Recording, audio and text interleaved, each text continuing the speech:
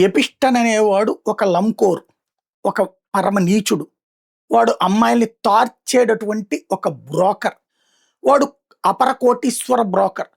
ఆడపిల్లల్ని మైనర్ ఆడపిల్లల్ని వాళ్ళ పేదరికాన్ని అడ్డుపెట్టినా, లేకపోతే వాళ్ళ కుటుంబాన్ని బెదిరించినా తీసుకొచ్చి అందంగా అలంకరించి తయారు చేసి విలాసవంతమైన జీవితం గడపాలనుకున్నటువంటి పారిశ్రామిక, ఆర్థిక, వ్యాపార, కార్పొరేట్, రాజకీయ వ్యక్తులకి ప్రపంచవ్యాప్తంగా ఉన్నటువంటి వాళ్ళకి వాళ్ళని అర్పించేటటువంటి ఒక రాక్షసుడు. వాడు ఆ కేసులోనే పట్టుబడి అరెస్ట్ అయ్యి జైల్లో సచ్చినటువంటి ఒక బ్రోకర్ గాడు. వాడు అనేక అంశాల మీద అనేక మెయిల్‌లు పెట్టాడు.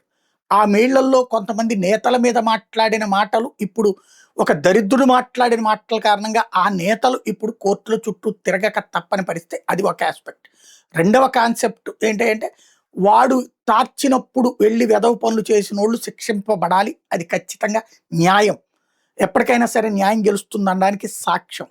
మరొక కాన్సెప్ట్ ఏంటంటే వాడి మెయిల్స్‌తో పాటుగా అప్పుడు మిగతా నాయకుల మెయిల్స్‌ని బట్టి ఇప్పుడు అర్థమవుతున్న విషయం ఏంటంటే పాండమిక్ అంటే అంతు చిక్కని రోగంతో అందరూ రోగాల బారిన పడేటటువంటి పదం ఏదైతే ఉందో కరోనా సందర్భంలో వాడినటువంటి పాండమిక్ పదం 2015 నుంచి వీళ్ళ మెయిల్స్‌లో ఉంది.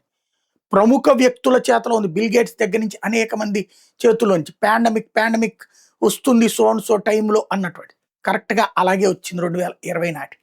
అంటే ఇది ఉద్దేశపూర్వకంగా ప్రపంచవ్యాప్త బడా శక్తులు కలిపి సృష్టించినటువంటి ఒక మారణ హోమం.